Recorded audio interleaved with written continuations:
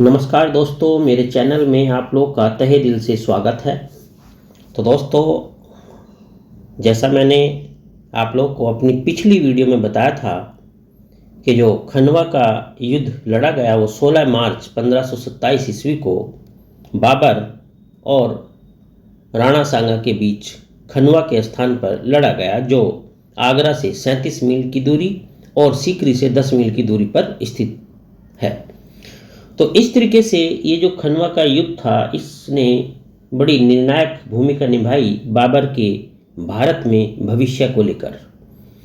और इस युद्ध में बाबर की विजय हुई और राणा सांगा बुरी तरीके से परास्त हो गए।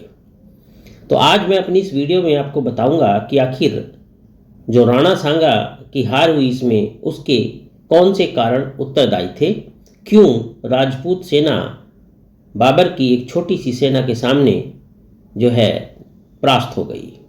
तो चलिए स्टार्ट करता हूं मैं राजपूतों की हार के कारण।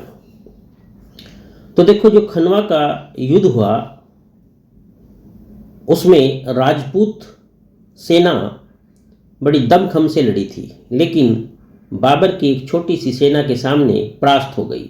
इसके बहुत सारे कारण हैं, जिसमें पहला कारण इसमें वही नज़र आता है जो इब्राहिम लोदी का हार का कारण था। अर्थात जैसे इब्राहिम लोदी पानीपत के प्रथम युद्ध में बाबर से हारे थे, उसी तरीके से यहाँ सेम सिचुएशन लगभग जो है राणा सांगा के साथ होती है। सैनिक दृष्टि से अगर देखा जाए तो बाबर की तुलना में राणा सांगा की सेना काफ़ी विशाल थी। बाबर अपनी पुस्तक बाबरनामा में लिखते हैं कि राणा सांगा के सैनिकों की जो संख्या थी वो 2 लाख थी। ठीक है, ध्यान देना इस बात पर, 2 लाख सैनिक संख्या थी। और राजस्थान के सभी राजपूत राजाओं ने राणा सांगा का पूरा साथ दिया था। ये बात बाबर अपनी पुस्तक बाबरनामा में लिखते हैं।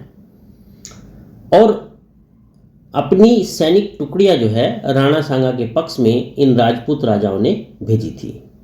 बाबर अपनी इस पुस्तक में लिखते हैं कि राजपूतों के साथ साथ अफगानों ने भी राणा का साथ दिया। वे कहते हैं कि जो इब्राहिम लोदी का बड़ा भाई था मोहम्मद लोदी, ध्यान देना इस बात पर, इब्राहिम लोदी का बड़ा भाई मोहम्मद लोदी भी इस युद्ध में अपने 10,000 अफगान सैनिकों के साथ शामिल हो जाता है, राणा सांगा के साथ मिलता है। और हसन खां मेवाती अपने 12,000 सैनिकों के साथ राणा सांगा का साथ देता है। तो यानी इस तरीके से बाबर कहते हैं अपनी आत्मकथा बाबरनामा में कि ये जो अफगान सैनिक राणा सांगा के साथ जाकर मिल गए, इस तरीके से इस्लाम से विमुख हो गए और इनको जो है वो विधर्मी कहता है। अर्थात अपनी पुस्तक में बाबर इन लोगों के लिए जो नाम यूज़ करता है वो है काफिर यानी विधर्मी, और मुल्हिद का मतलब है इस्लाम से विमुख होना। तो ये 2 संज्ञाएं जो है वो इन लोगों को देता है। अब राणा सांगा एक प्रकार से राजपूत और अफगान संधि का प्रतीक बन गया था। बाबर इस बात को कहते हैं कि राणा सांगा राजपूत और अफगान संधि का प्रतीक बन गया था, और उसका उद्देश्य बाबर को भारत से निष्कासित करके दिल्ली की सल्तनत फिर से लोदी हाथों को सौंपना था। अर्थात दिल्ली में फिर से जो है लोदी सल्तनत को स्थापित करना था। इस खनवा के युद्ध में बाबर की जो सेना थी, जैसे कि इतिहासकार बताते हैं, वो 20,000 थी, और राणा सांगा की जो सेना थी वो काफ़ी लार्ज थी। लेकिन अब इसमें प्रॉब्लम क्या थी कि जो राणा सांगा की सेना थी वो सुशिक्षित और सुसंगठित नहीं थी, जबकि बाबर की जो सेना थी वो काफ़ी सुशिक्षित थी, अनुभवी थी, कुशल थी, युद्ध प्रणाली में प्रशिक्षित थी, उसमें धैर्य, कुशल तोफखाना था। तो इस तरीके से बाबर की जो योजना थी वो काफ़ी सुंदर थी और सैन्य संचालन भी काफ़ी सफल रहा। तो इस प्रकार अगर देखा जाए कि जो इस युद्ध में राजपूतों की हार का मुख्य कारण था वो था उनकी सेना का सुशिक्षित और सुसंगठित न होना। दूसरा, इसमें सबसे बड़ा जो रोल प्ले किया वो था तोपखाने का। बाबर के तोपखाने के सामने राजपूत ठहर नहीं सके। ध्यान देने वाली बात है ये कि इस तोपखाने ने बड़ी अहम भूमिका इसमें निभाई।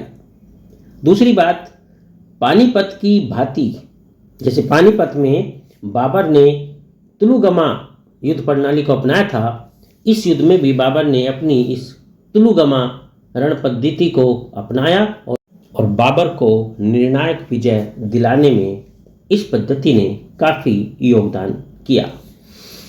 तो दोस्तों, इस तरीके से यहाँ राणा सांगा पराजित हो जाते हैं और भारत में बाबर का जो सूरज था वो चमकने लगता है। तो ये थे कुछ मुख्य कारण जिसकी वजह से राजपूत सेना बाबर के सामने खनवा के युद्ध में हार गई। तो उम्मीद करता हूँ आपको अच्छे से समझ में आ गए होंगे। फिर भी अगर कोई डाउट रहे तो आप कमेंट बॉक्स में ज़रूर मुझे बताना, मैं आपकी सारी क्वेरीज दूर करूँगा। और चैनल अगर सब्सक्राइब नहीं किया है तो ज़रूर सब्सक्राइब कर लेना। अब अगली वीडियो में मैं आपको बताऊँगा कि इस खनवा के युद्ध के रिजल्ट क्या रहे, इसके परिणाम क्या निकले। बस आप कल तक का इंतज़ार कीजिए। आपका बहुत बहुत धन्यवाद। आपका दिन शुभ हो।